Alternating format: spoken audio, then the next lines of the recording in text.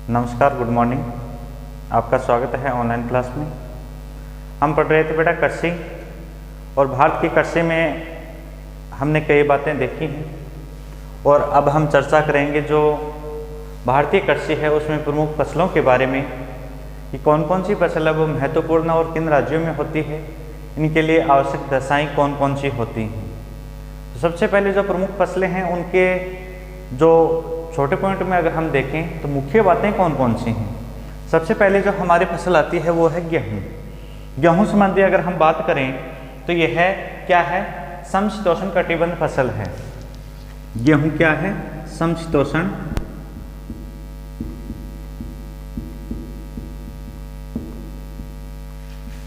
कटिबंधीय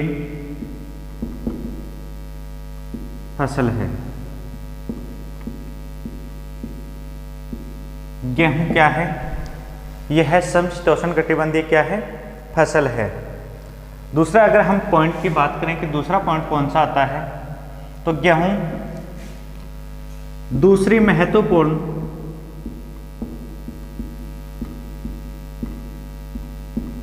खाद्य फसल है।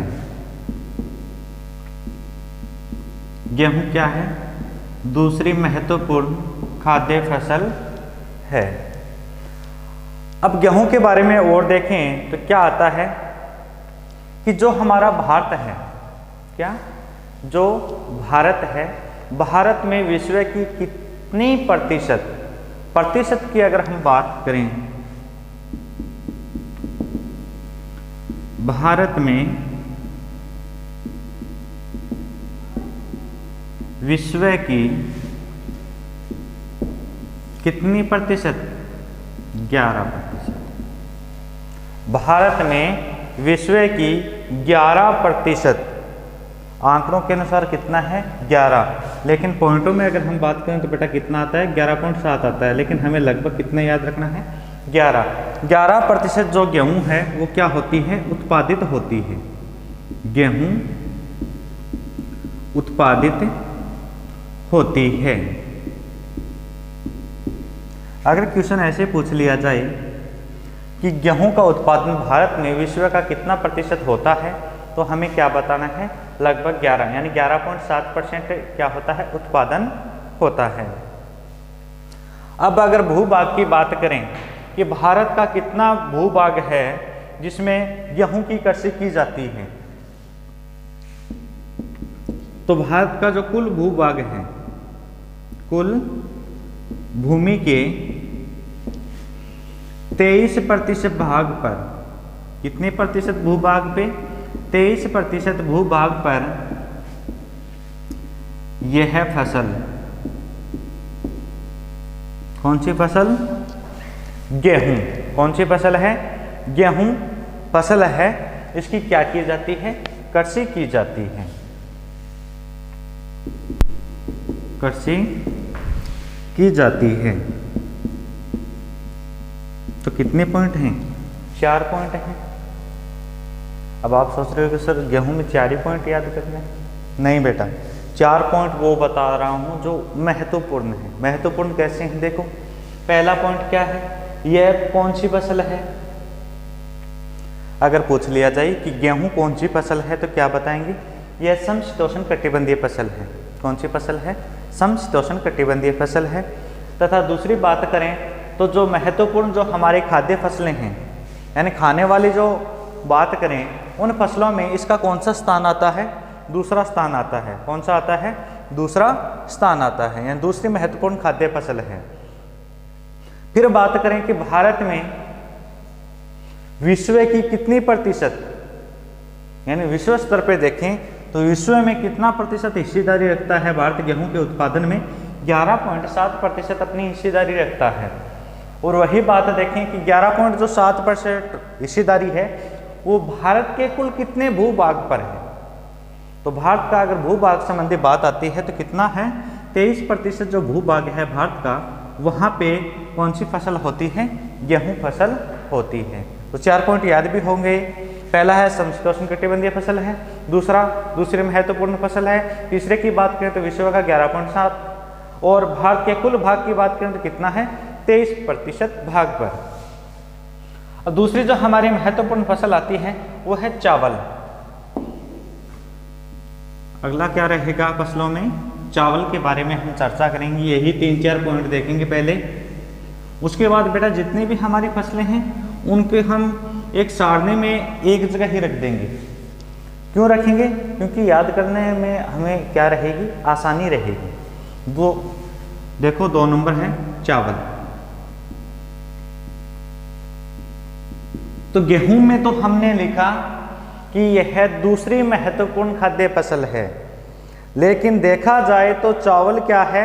भारत की प्रमुख खाद्य फसल है। ध्यान रखना, भारत की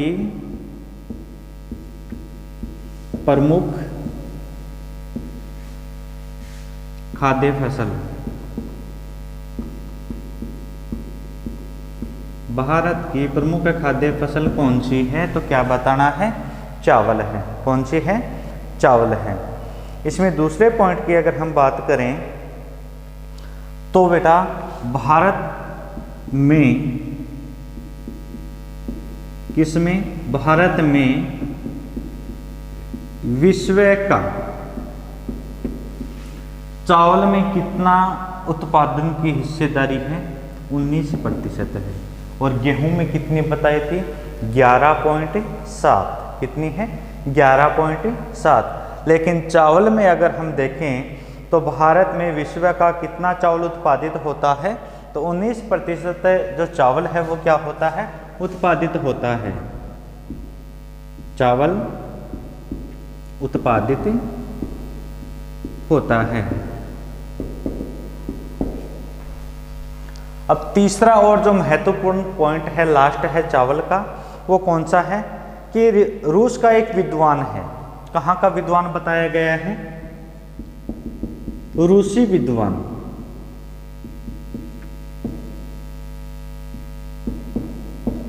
रूसी विद्वान है, वो कहता है कि जो चावल है उसका जन्म स्थान कहाँ है? भारत में है। कहाँ पे है? भारत में है। तो उस विद्वान का नाम क्या है? वेविलोव। ये जो विद्वान है ये कहता है कि जो चावल है, चावल का जन्म स्थान कौन सा है? जन्म स्थान भारत है। यानी सर्वप्रथम अगर हम बात करें तो चावल जो फसल है उसकी कृषि है वो कहाँ पे की गई थी? भारत में की गई थी। तो तीनों पॉइंट याद रह जाएंगे। भारत की जो प्रमुख खाद्य फसल है वो कौन सी है? चावल है। दूसरा पॉइंट आता है कि भारत में विश्व का कितना 19% चावल है वो क्या किया जाता है? उत्पादित किया जाता है। कितने प्रतिशत चावल? 19% चावल क्या होता है? उत्पादित होता है। तीसरा जो हमारा पॉइंट आता है वो है कि रूसी जो विद्वान है वेविलोव, वो कहता है कि चावल का जो जन्म स्थान है, किसका जन्म स्थान? कि चावल का जो जन्म स्थान है वो कौन सा है? भारत है। जन्म स्थान यानी जन्म कहाँ पे हुआ था चावल का? भारत में हुआ था। तो चावल में आपको 3 पॉइंट ही याद रखने हैं। अगली जो हमारी फसल आएगी वो रहेगी कपास। कौन सी रहेगी? कपास। तो कपास में देखते हैं सबसे पहले क्या बात आती है। कपास में सबसे पहले जो बात आती है वो याद रखना बेटा कि कपास का जो जन्म स्थान है, किसका जन्म स्थान? कपास का जो जन्म स्थान है वो भी क्या है? भारत है। पहले तो हमने पढ़ा चावल का जन्म स्थान, अब हम बोल रहे हैं कि कपास का भी जन्म कहाँ पे हुआ था? भारत में हुआ था। कहाँ हुआ था? भारत में हुआ था। अब बात करते हैं कि भारत में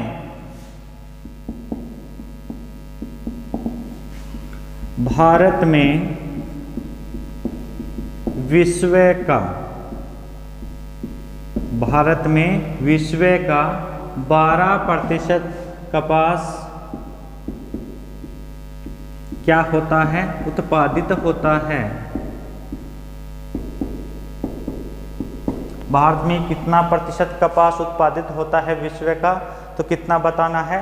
12% बताना है। अब अगला पॉइंट आता है कि जो कपास है, कपास का जो पौधा होता है उसके जो फूल लगते हैं उस फूल को क्या कहा जाता है?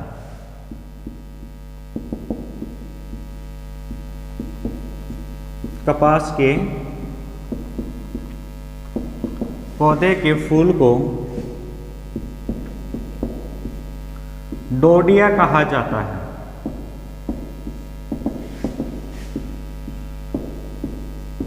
क्या कहा जाता है?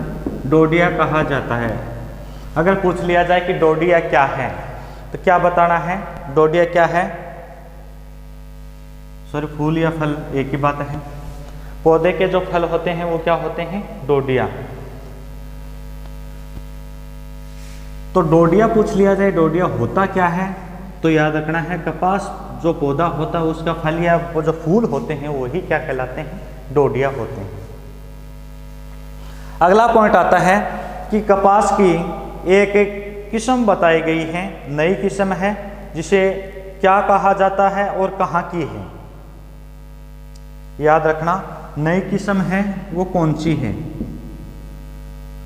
BT cotton. बीटी कॉटन क्या है? एक नई किस्म है। किसकी है? कपास की है। कहाँ की है? अमेरिका की है। कहाँ की है? अमेरिकन है, यानी अमेरिका की है। इसकी विशेषता की बात करें तो इसकी विशेषता ये है कि जो इनके डोडिया में या फिर डोडे में कहूँ उसमें जो कीट लगते हैं उस कीट को खत्म करने की इसमें क्षमता होती है। कीटों को खत्म करने की क्षमता होती है। कौन सी किस्म में होती है? बीटी कॉटन में होती है। बीटी कॉटन किसकी किस्म है? कपास की। तो इसमें बेटा ये 4 पॉइंट आपको याद रखने हैं। पहला हमने देखा कि जो कपास है उसका जन्म स्थान कहाँ पे है?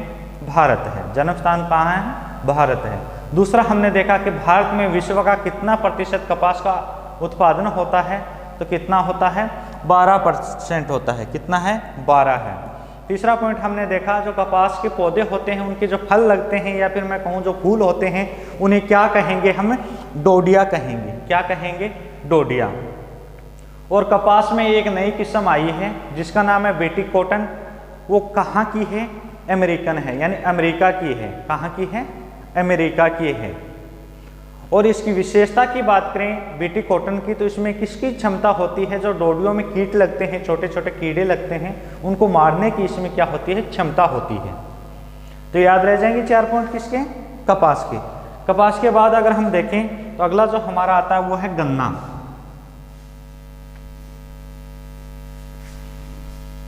क्या रहेगा? गन्ना।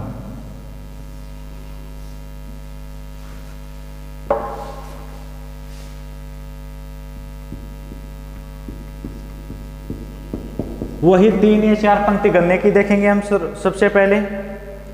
तो गन्ने में भी क्या बताया गया है कि जो गन्ने का जन्म स्थान है वो कौन सा है? भारत है। गन्ने का भी जन्म कहाँ हुआ था? तो कहाँ हुआ था? भारत में हुआ था। और इसमें बेटा एक चीज याद रखना, गन्ने की जो फसल है वो भारत की एक व्यापारिक फसल है। क्या है? एक व्यापारिक फसल है। गन्ना क्या है? एक व्यापारिक फसल है, यानी यह व्यापार की दृष्टि से की जाती है। किसके लिए? व्यापार के लिए की जाती है। अब विश्व में हिस्सेदारी की बात करें तो भारत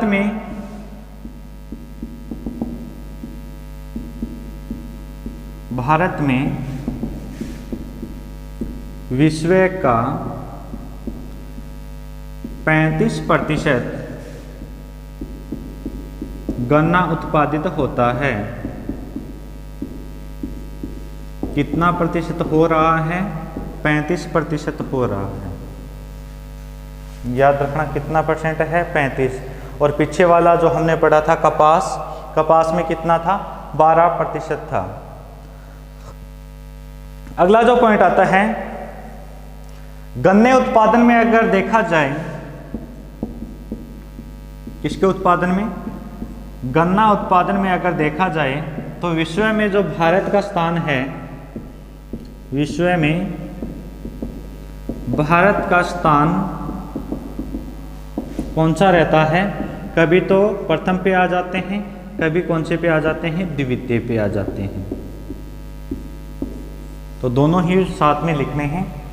गन्ना उत्पादन में विश्व में भारत का अगर स्थान की बात करें तो भारत का विश्व में कौन सा स्थान रहता है, प्रथम व द्वितीय रहता है।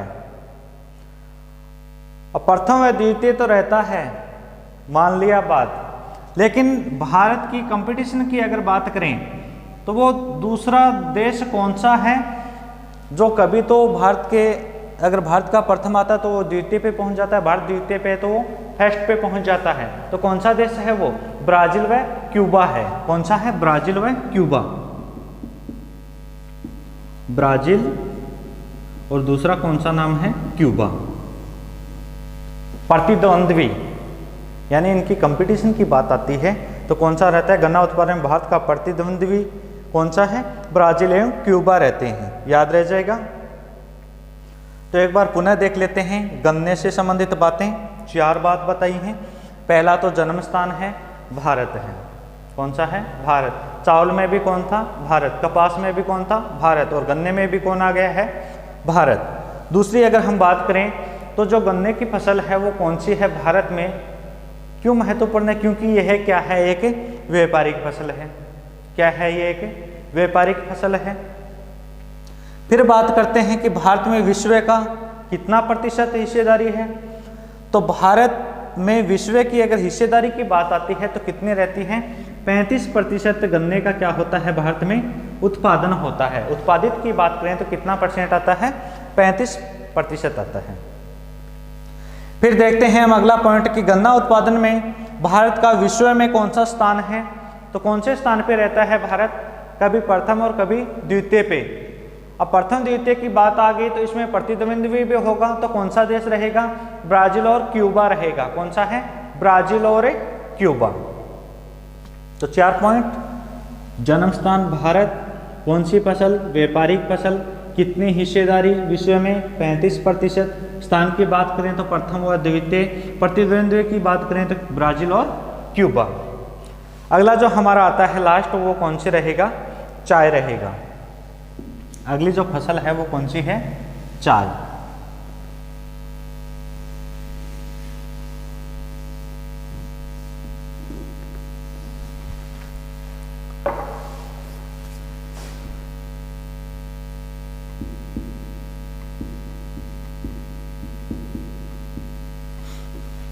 चाय की अगर हम बात करें तो बेटा सबसे पहले तो यही आता है कि चाय उत्पादन में भारत का कौन सा स्थान है। स्थान संबंधी बात आती है तो स्थान की अगर देखी जाए कौन सा स्थान पे रहता है, प्रथम स्थान पे रहता है भारत। किस में रहता है, चाय के उत्पादन में।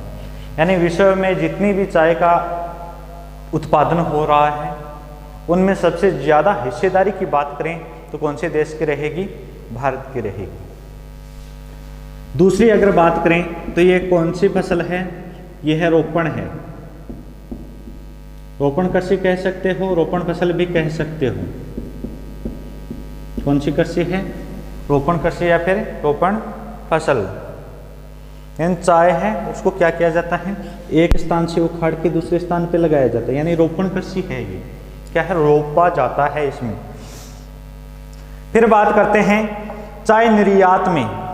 एक तो आयात होता है, एक होता है निर्यात। तो आयात में आ यानी आना और निर्यात में किसी को देना। तो निर्यात की अगर हम बात करें,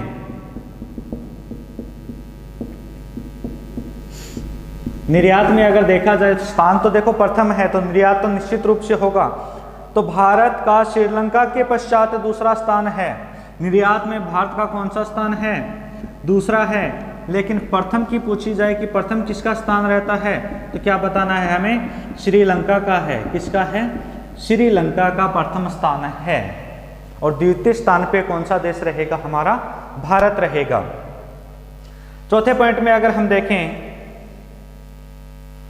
तो जो चाय के बागान हैं उसमें प्रत्यक्ष रूप से और अप्रत्यक्ष रूप से कितने लोगों को रोजगार मिला है। किसकी बात करेंगे अब, रोजगार संबंधी बात करेंगे। रोजगार कौन सी दृष्टि से, प्रत्यक्ष व अप्रत्यक्ष रूप से। प्रत्यक्ष व अप्रत्यक्ष रूप से कितने लोगों को चाय फसल से रोजगार मिलता है, तो इसमें हमें बताना है कितने लोगों को रोजगार मिलता है। 20 लाख लोगों को। कितने लोगों को रोजगार मिल रहा है, 20 लाख जो लोग हैं उनको इसमें क्या मिल रहा है, रोजगार मिल रहा है। तो एक बार पुनः देखते हैं चाय को। तो चाय में हमने सबसे पहले क्या देखा कि चाय उत्पादन में अगर देखा जाए तो चाय उत्पादन में भारत का कौन सा स्थान रहता है, प्रथम स्थान। यानी प्रथम स्थान पे चाय के उत्पादन में कौन सा देश है, तो बताना है भारत है। दूसरा इसका जो पॉइंट आता है वो क्या रहेगा कि चाय जो फसल है वो कौन सी फसल है या फिर कौन सी कृषि है। तो इसमें हमें बताना है कि चाय एक रोपण कृषि है। चाय क्या है, एक रोपण कृषि है।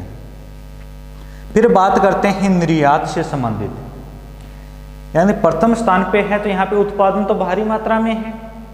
अब जहाँ पे उत्पादन ज़्यादा होगा तो खपत उसमें कमी होगी उस स्थान पे, क्योंकि वहाँ पे तो क्या हो रहा है, उत्पादन हो रहा है। तो वो क्या करेगा, दूसरे देशों को निर्यात करेगा।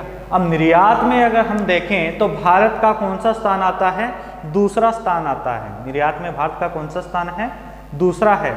अब प्रथम स्थान पे कौन सा देश है, तो प्रथम स्थान पे अगर हम देखें तो कौन सा देश आता है, श्रीलंका आता है। कौन सा आता है, श्रीलंका आता है।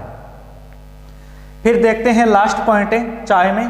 तो लास्ट पॉइंट में क्या बताया गया है, रोजगार संबंधी बात आती है कि जो चाय कृषि है उसमें प्रत्यक्ष रूप से और अप्रत्यक्ष रूप से, यानी जो सीधे जुड़े हुए हैं वो लोग और जो किसी के माध्यम से जुड़े हुए लोग हैं, उन लोगों में देखा जाए तो ऐसे कितने लोग हैं जिनको इस कृषि से रोजगार मिल रहा है। कितने लोग बताए गए हैं, 20 लाख जो लोग हैं वो इस कृषि से जुड़े हुए हैं। तो कितनी कृषियों को हम पढ़ चुके हैं। सबसे पहले हमने बात की थी किसकी, गेहूं की। गेहूं के बाद आया था हमारा चावल। चावल के बाद हमने क्या देखा था, कपास। कपास के बाद क्या आया था, गन्ना। और गन्ने के बाद क्या आ गई है, चाय। सबसे पहले क्या देखा था, गेहूं। गेहूं में क्या देखा, बस सीधी सी एक बार देख लो। गेहूं में हमने पढ़ा था कि यह एक समशीतोष्ण कटिबंधीय फसल है। क्या है, एक समशीतोष्ण कटिबंधीय फसल है। और यह खाद्य फसलों में देखा जाए तो कौन सी है, दूसरी है। कितनी प्रतिशत हिस्सेदारी है, तो 11.7% हिस्सेदारी इसकी विश्व में है। दूसरी जो हमारी आती है वो कौन सी है, चावल है। चावल में हमने देखा कि यह क्या है, प्रथम यानी महत्वपूर्ण खाद्य फसल है। और हिस्सेदारी की बात आई थी तो हमने कहा था कि विश्व में जो भारत की हिस्सेदारी है चावल में वो कितनी परसेंट आती है, 19% आती है। और किसने कहा था कि इसका जन्म भारत में हुआ था, तो ऋषि विद्वान था वेविलोव, जिसने कहा था कि इसका जन्म स्थान कहाँ पे है, भारत में है। फिर अगला पॉइंट हमने पढ़ा था कपास से संबंधित। तो कपास में हमने देखा कि कपास का भी जन्म स्थान कहाँ पे है, भारत में है। यानी तीनों का जन्म स्थान याद रखना, चावल, कपास और गन्ना, तीनों का जन्म स्थान कहाँ पे बताया गया है, भारत में बताया गया है। कपास में फिर बताया कि जो विश्व में अगर हिस्सेदारी देखी जाए तो इसकी हिस्सेदारी कितनी है, 12% है। चावल की कितनी थी, 19 थी। और गेहूं की कितनी है, 11.7। कितनी है, 11.7 7% हिस्सेदारी थी। और कपास में हमने एक नई किस्म का नाम देखा था, वो था बीटी कॉटन, जो कहाँ की है, अमेरिकन है।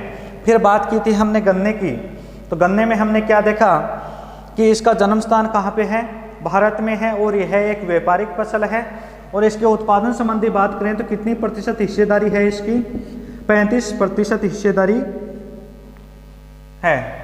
फिर लास्ट हमने पढ़ा था चाय की, तो चाय में हमने हिस्सेदारी देखी है क्या, नहीं देखी। क्यों नहीं देखी, क्योंकि इसमें पहले से ही दिया हुआ है कि चाय का जो स्थान आता है विश्व में वो कौन सा है, प्रथम स्थान है। कौन से स्थान पे है, प्रथम स्थान पे है। और निर्यात में भी हम देखें तो हमारा स्थान आता है कौन सा है, द्वितीय स्थान, और प्रथम स्थान पे कौन सी है, श्रीलंका है। तो इसी के साथ जो हमारी प्रमुख फसलें थी उनका जो छोटा रूप था वो हम देख चुके हैं। आगे हम पढ़ेंगे इनके भौगोलिक से संबंधित, यानी इनमें किन पॉइंटों में देखेंगे, जैसे तापमान है, वर्षा क्या है, मृदा कैसी है, धरातल कैसा होना चाहिए, श्रम कितना लगता है, खाद कौन सी इसमें डाली जाती है। इस प्रकार की हम चर्चा करेंगे अगली क्लास में। आज के लिए बस इतने ही। धन्यवाद। आप सभी का दिन शुभ हो।